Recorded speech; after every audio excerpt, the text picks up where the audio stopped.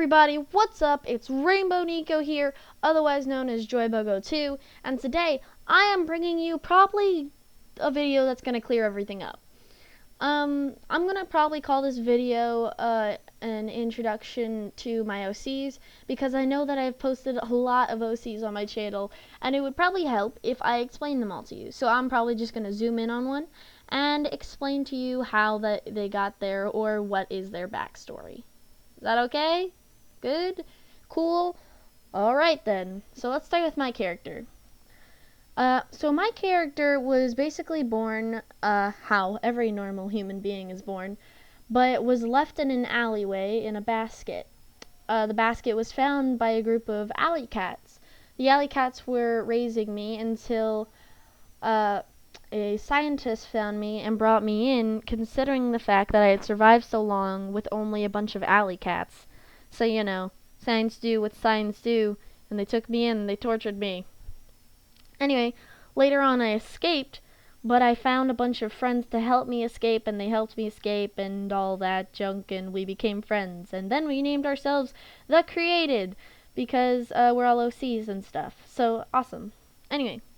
So let's see, who do we want to start with? Let's start with CD, this girl that's on my back. You see her. She's right there. She's got a gray jacket and she looks exactly like me, except 0 cat ears and tail and no rainbowness, but yeah. Oh, and she's missing her pupils. Wonderful. Anyway, so CD was once the evil side of my brain, considering that when I was experimented on, okay. Let's start from the beginning here. When I was experimented on, there was 4 beings that entered my mind.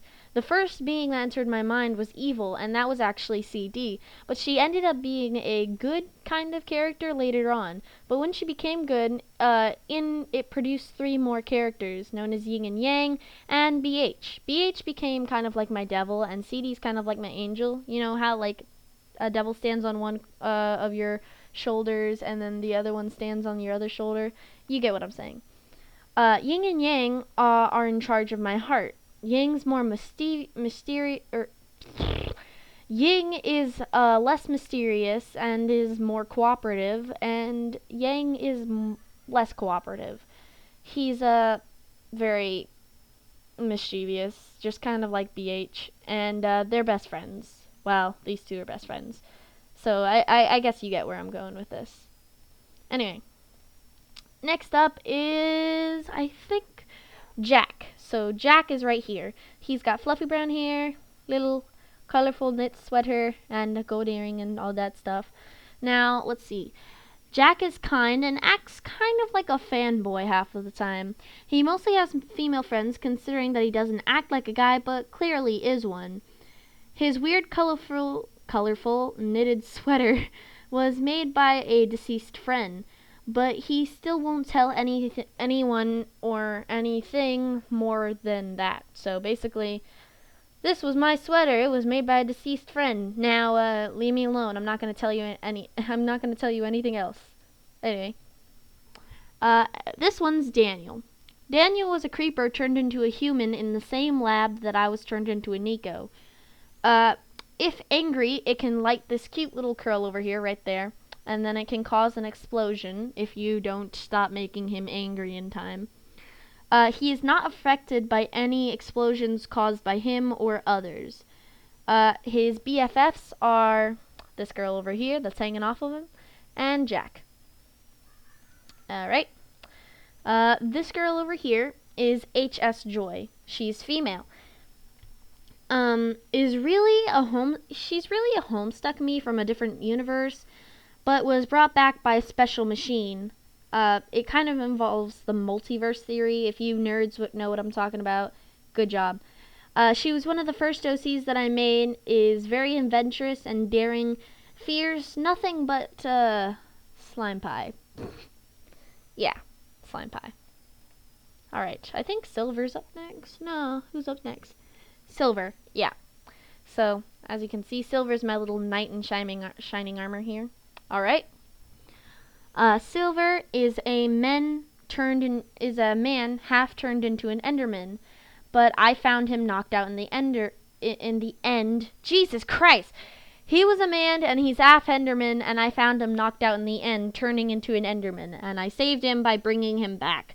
Once I saved him, well, he always wore a helmet and armor from then on, shielding his face from everyone. He also became my guard. Later on, he got me a fairy named Pixel. So, he got me this guy right here. Yeah, Pixel, my fairy. Anyway. Jesus. I think I may have skipped Pixel while I was introducing characters. Let's introduce Pixel real quick. There we go. So this is Pixel, my fairy. Pixel is my best traveling companion. He's a fairy that follows me around and can summon beings and items and even rooms and furniture from all types of games. If he uses his powers too much, he can accidentally summon an evil monster from a game. He tries to protect me and Silver as much as he can. So Silver went out into the fairy forest and was like, I need somebody to watch this girl while I'm gone, because I'm her guard and I need to make sure she's safe. But yeah. There might be a part 2 to this. This is going to drag on and on because I have so many OCs. Okay. So let's see. I introduced Silver, all these guys. So let's introduce... Who are we going to introduce? Let's introduce you. District. Okay. So this guy's name is District. He's male.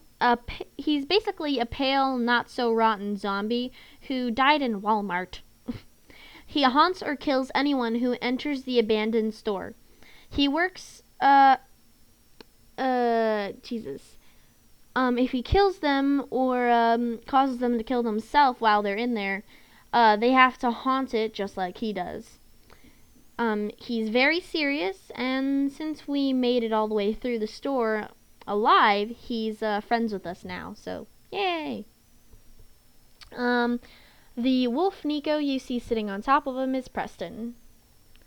Preston is a part wolf Nico. Born a wolf Nico and raised by a wolf, he acts just like one, except, that's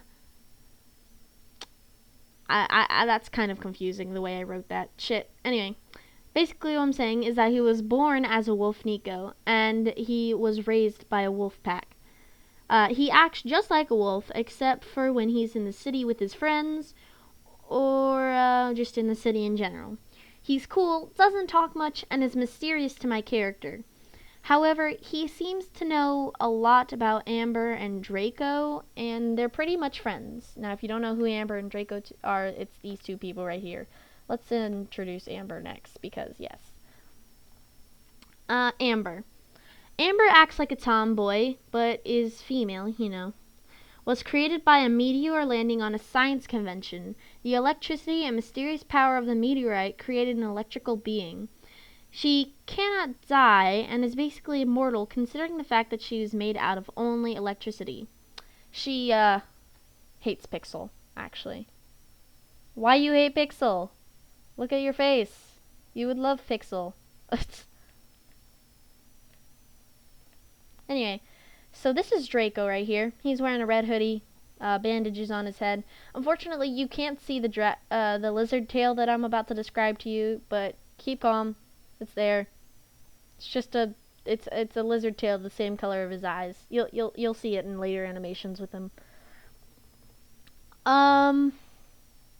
Let's introduce him real quickly. So Draco has a lizard-like tail coming out from behind his red jacket. He also has no idea how to talk human words since he was hit on his head. Amber helps translate him to other people, considering he's actually talking a reptilian language. He just can't talk English. He can talk to lizards, dragons, alligators, frogs, geckos, and etc. You get the idea. Anyway, guys, I will introduce these two lovely ladies and this two persons, and I will introduce Beta in the next episode of the created backstories. So, hope you like this. Leave some animation suggestions in the comments below. Like, comment, subscribe, and stay nerdy nerds. Bye!